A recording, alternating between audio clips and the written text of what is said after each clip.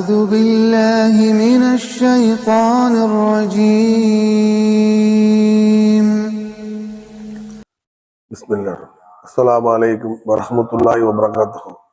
அன்பிற்கினிய சகோதரர்களே, மஸ்ஜித் தௌஹீத் அறக்கட்டளை சார்பாக தினமும் ஒரு செய்தியை நம்ம பார்த்து வர்றோம் இல்லையா? அதன் ஒரு பகுதியா இன்னைக்கு நம்ம என்ன பார்க்க போறோம்னா, அந்த கடனின் தொடர்ச்சியா. பொதுவா இந்த கடன் வாங்குறவங்க இருக்காங்கல்ல, கடன் வாங்குறவங்க திருப்பி செலுத்துவதற்கு கொஞ்சம் தயங்குறாங்க. ஏன்னு கேட்டீங்கன்னா, பெரும்பாலும் பாதி பேரை கொடுத்துடுறாங்க, பாதி பேர் தயங்குறாங்க இல்லையா? அது தயங்குறதுக்கு காரணம் என்னன்னா, அவங்க கடனை திருப்பி செலுத்த முடியாம இப்போ செலுத்திட்டோம்னா நம்மளுடைய அன்றாட தேவைகள் நிறைவேறாம போயிடுவோம் அப்படின்ற பயத்தினால அவங்க திருப்பி செலுத்த போறாங்க. அப்படி செலுத்து அப்படி அப்படி நடக்குமான்னு கேட்டா, நபிகள் நாயகம் ஹதீஸ்களில் எடுத்து பார்த்தோம்னா அப்படி இல்லை.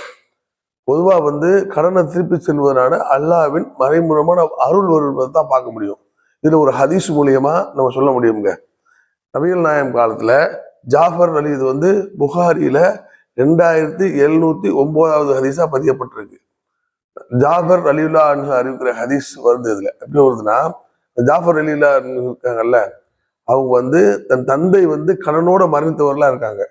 அப்ப அவர் அந்த கடனை திருப்பி செலுத்துவதற்கு பொறுப்பேற்று கொண்டு அந்த கடனாளியெல்லாம் கடன் வாங்கியிருப்பாங்கல்ல, அந்த சஹாபிட்ட கடன் வாங்கியிருப்பாங்கல்ல, அவங்க எல்லாம் கூப்பிட்டு இந்த பாருங்க, இந்த பெருசம் கனிகளை நீங்க பறித்து கொள்ளுங்க, அந்த கடனுக்கு ஈக்குவல் பண்ணிக்கோங்க அப்படின்னு சொல்றாங்க. ஆனா அவங்க என்ன நினைச்சாங்கன்னா, அதுக்கு சரியா போகாது அப்படின்னு நினைத்து கொண்டு, இல்ல நாங்க வாங்க மாட்டோம், எங்களுக்கு நாங்க கொடுத்தது மாதிரியே கொடுங்க அப்படின்னு சொல்லிடுறாங்க. இது அவர் பதறி போய் என்ன செய்யறாருன்னா, ஜாஃபர் இல்லான்னு பதறி போய் என்ன செய்யறாருன்னு கேட்டீங்கன்னா, இந்த செய்திய நபிகள் நாயகத்தை சொல்றாங்க. யார சொல்லலாம், இப்படி ஆகி போச்சு, அவங்க வாங்க மாட்டாங்க அப்படின்னு நான் அவர் நபிகள் நாயகத்தை முறையிட்டோன்னே, நபிகள் நாயகம் என்ன செய்யறாங்கன்னா, ஜாஃபர் இல்லான்னுகிட்ட நீங்க அதை பறிச்சுட்டு இந்த காய வைங்க, களத்துல போய் காய வைங்க, காய வைக்கும் போது எங்களை கூப்பிடுங்க அப்படின்னு சொல்றாங்க. அப்ப அந்த சஹாபி அதை பறிச்சுட்டு அப்படியே செய்யறாரு.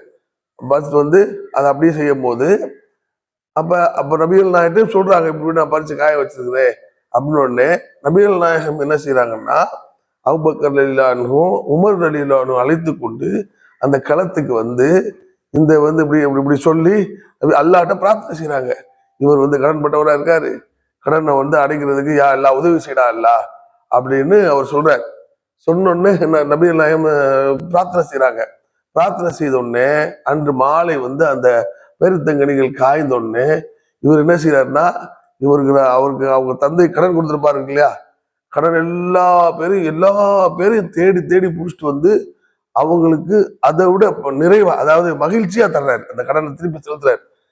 கடனை கழிஞ்சு போச்சுன்னு நம்ம மகிழ்ச்சியா செலுத்தி கடைசியா முடிப்பார்ல கடனை, எல்லாரும் கடனை முடிச்ச உடனே 13 சாவுகள், 13 மரக்கான வச்சுக்கோங்க, 13 கிலோ வச்சுக்கோங்க, அவ்வளவு பெருமான பெருத்தமர்கள் மீதம் இருந்ததா சொல்றாரு. இதை பார்த்து அவர் ஆச்சரியப்பட்டு, யாரெல்லாம் எல்லாம் கடன்லாம் முடிஞ்சு நமக்கும் தேவை, நம்ம தேவைக்கும் கிடைச்சு போச்சே அப்படின்னு நினைத்தவர்களாக அன்று இரவு அன்று மாலை நபிகள் நாயகம் கூட அவங்க மகரீப் தொழுகை தொழுது விட்டு நபிகள் நாயகத்தை சொல்றாங்க, யார சொல்லலாம், நான் அவங்க வாங்க மாட்டேட்டாங்க, ஆனா நீங்க பிரார்த்தனை செஞ்சீங்க, பிரார்த்தனை செஞ்ச உடனே எல்லாம் போக மீதம் இவ்வளவு இருக்குவாருங்க, அதுல 7 சாவு மதினாவின் உயர்ந்த ரகம் சொல்லப்படுற அஜ்வா பெருத்தமிழங்களா இருக்குது அப்படின்னு சொல்றாங்க. அதை நபிகள் நாயகம் கேட்டுட்டு, இத போய் அபூபக்கர் இல்லான்னு உமர்கிட்ட சொல்லுங்க அப்படின்னு சொன்னோடனே இவரும் போய் உமர்கிட்ட சொல்றாரு. உமர் சொன்னோடனே இப்படி, அப்ப நீங்க கடன் அடைப்பதற்காக நபிகள் நாயகம் உங்கள்ட்ட பிரார்த்தனை செய்தாங்க பார்த்தீங்களா, அதன் விளைவாதான் உங்களுக்கு இப்படி மிஞ்சி இருக்குது அப்படின்னு சொல்றாங்க. இப்ப இதுல நமக்கு என்ன தெரிய வருது, கடனை நம்ம வந்துட்டோம்னா, கடனை நம்ம அடைக்கிறதுக்கான பொருளாதாரத்தை நம்ம பெற்றோடனே நம்ம நம்ம தேவைகள் பூர்த்தியாக போகுமோ, நாளைக்கு தேவை என்ன தேவைகள் பூர்த்தியாகாம போகுமோ அப்படின்னு நினைக்கவே தேவையில்லை. கண்டிப்பா அல்லாஹ்வின் தூதர் உங்களுக்கு சொல்லியிருக்காங்க, கடன் அடைப்பதனால் ஏற்படும் மறைமுக அருள் மிகப்பெரியது. கடனை அடைச்சு விட்டீங்கன்னா உங்க தேவையை அல்லாஹ் பார்த்துக்குவேன். ஆகவே அல்லாஹ்வின் நல்லடியார்களே, எந்த ஒரு சூழ்நிலையும் கடனை திரும்ப பெறும் பொருளாதாரத்தை பெற்றவுடன் நம்ம தேவைக்கு வேணும்னு பயப்படாம கடன் எடுத்தோம்னா நம்ம தேவையை அல்லாஹ் பார்த்து என்று கூறி நிறைவு செய்கிறேன். இன்ஷா அல்லாஹ் அடுத்த நாள்ல கடனை பத்தின மேலதிகமான விவரங்கள் பார்ப்போம்.